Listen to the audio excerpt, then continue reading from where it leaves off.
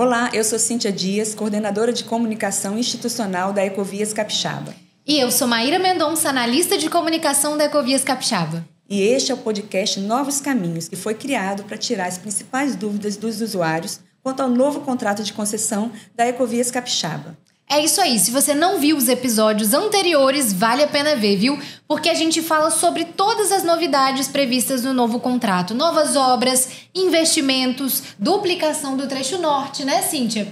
E nesse quarto episódio, a gente vai falar sobre o que tem de novidade no pedágio.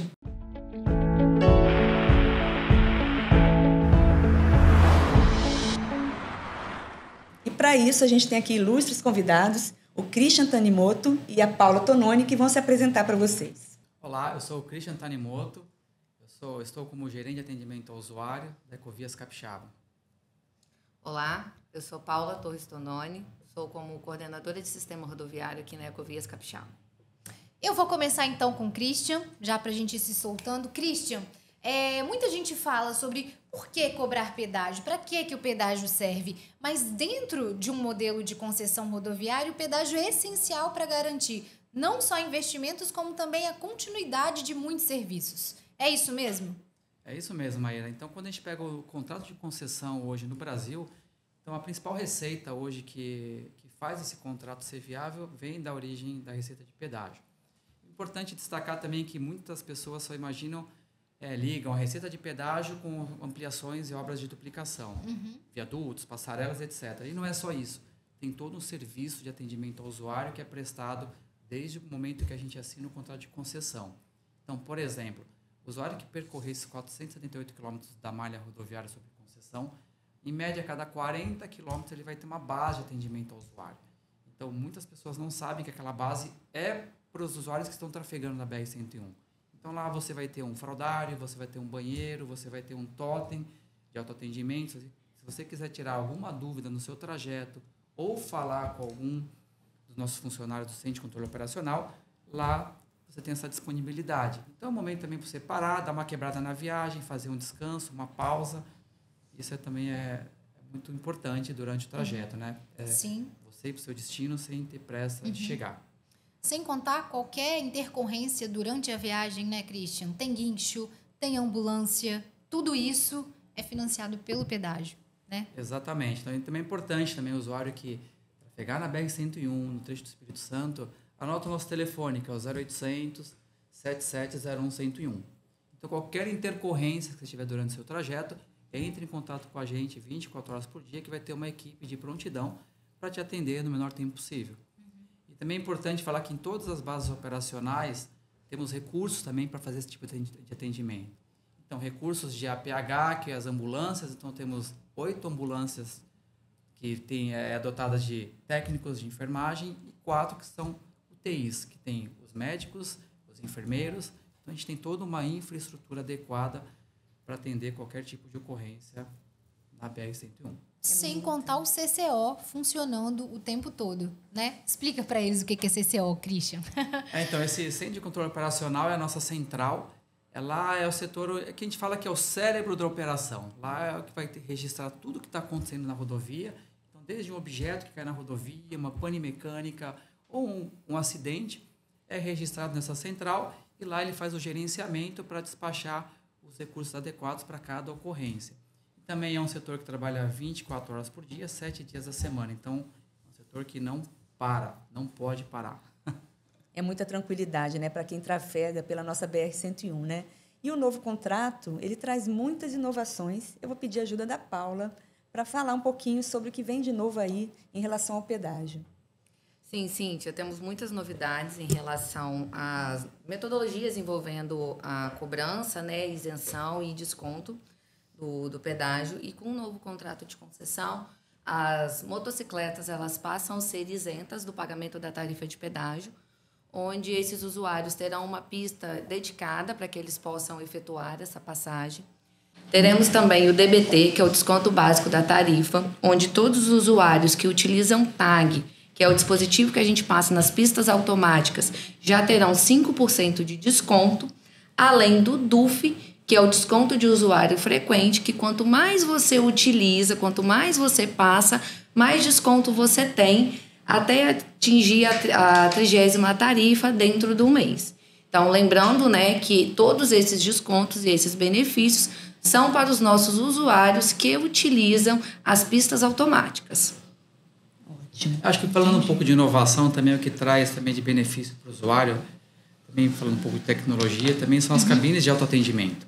Ah, legal. Então, nessa modernização do contrato, esse ano aqui a gente implanta ainda mais 10 cabines de autoatendimento, então tudo isso para o usuário ter um conforto ainda maior durante o seu trajeto.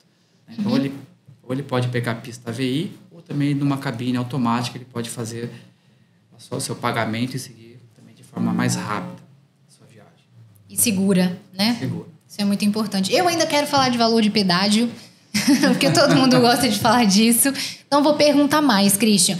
Perguntar assim, para a gente esclarecer, na verdade, porque desde 2013, o valor do pedágio chegou até a cair algumas vezes e há 2 anos esse valor está congelado, ele não teve nenhum reajuste. Você pode falar um pouco mais para a gente como é que está a situação da Ecovias Capixaba em relação até às outras concessões, quando a gente fala de pedágio, de valor de pedágio? Sim, então isso também é um ponto também que a gente vem acompanhando de perto, né? A gente iniciou a nossa operação de pedágio em maio de 2014, então já se passaram 11 anos de contrato. Então, se você pegar desde o início da concessão até hoje, no acumulado desses 11 anos, foi aplicado um reajuste de aproximadamente 21% de reajuste. Se você for pegar o IPCA desde 2011 até 2025, então isso já teria o IPCA para ser aplicado de 85%. Então, aí já mostra um desequilíbrio aí de tarifa de aproximadamente 52%. Então, isso mostra, né, que o pedágio... Muitas pessoas falam que o pedágio é caro, então, se fosse seguir o IPCA, hoje a gente está 52% abaixo da tarifa que deveria estar praticando. E quando fala do valor de tarifa, considerando os contratos atuais, hoje posso te falar que hoje a nossa tarifa é uma das mais baratas a nível Brasil, né, no contrato que a gente vem praticando hoje.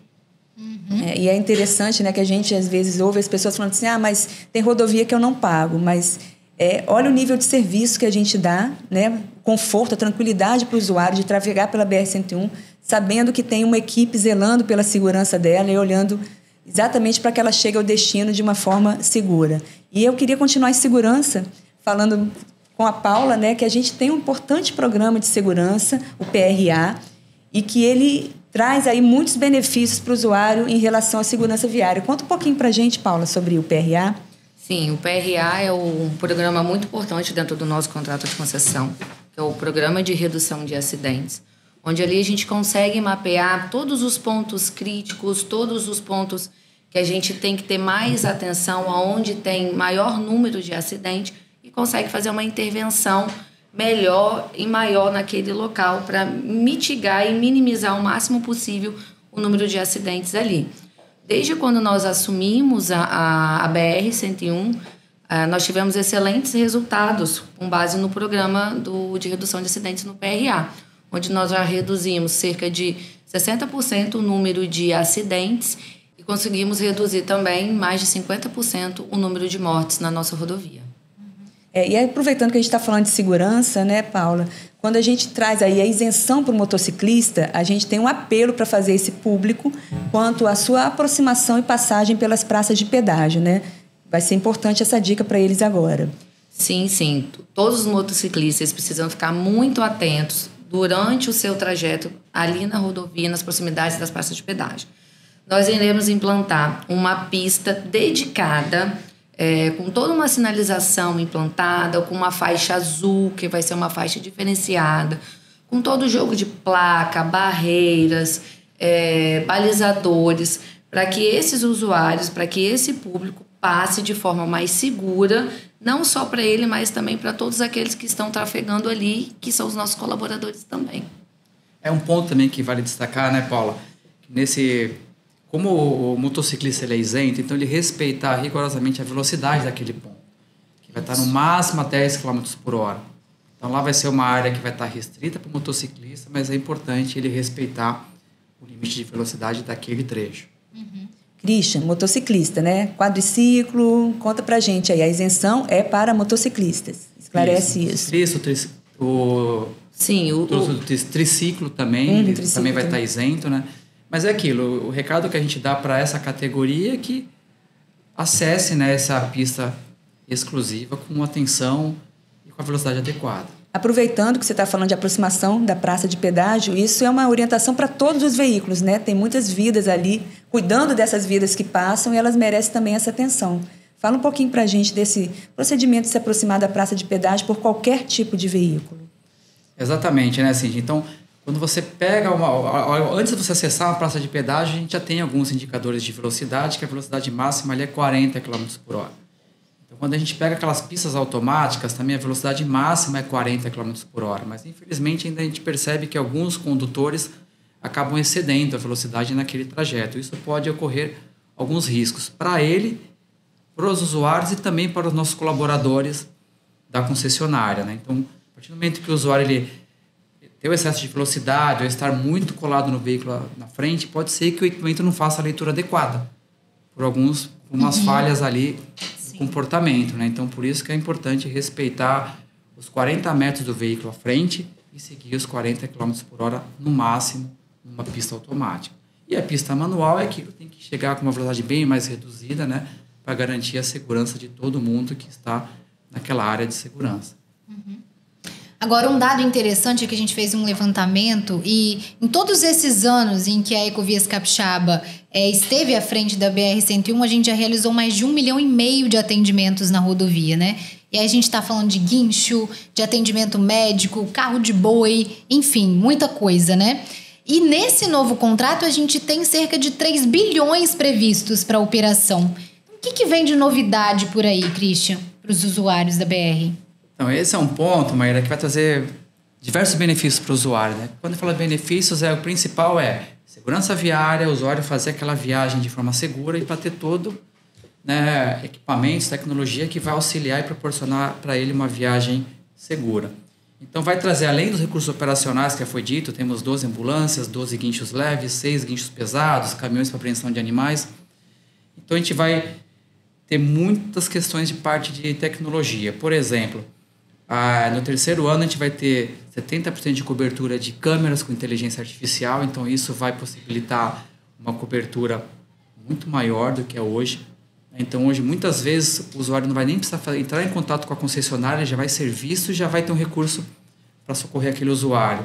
Além disso, também temos uma inovação também, que hoje os postos de pesagem convencional é uma operação que a gente mantém à beira da rodovia. Então, a gente vai trazer o HS-WIN, que seria o que esse HS-WIN? É a pesagem em movimento. Então, isso vai trazer muito mais segurança para o usuário. Ele vai ganhar em tempo de viagem também, porque só vai precisar entrar na balança convencional aquele usuário que tem excesso de peso, que hoje aproximadamente é 15% desse tráfego.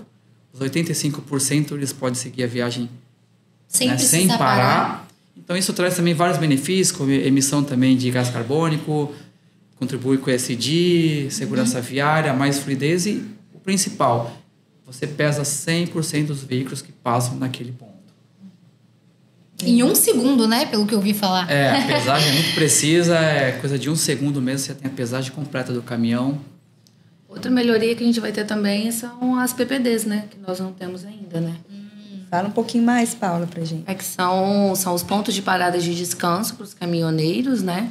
E que nós não temos no contrato, e que teremos agora com o contrato novo da Ecovias Capixaba, onde os motoristas terão um local seguro e adequado para poder fazer sua parada de descanso, com banheiros, com acessibilidade e com segurança.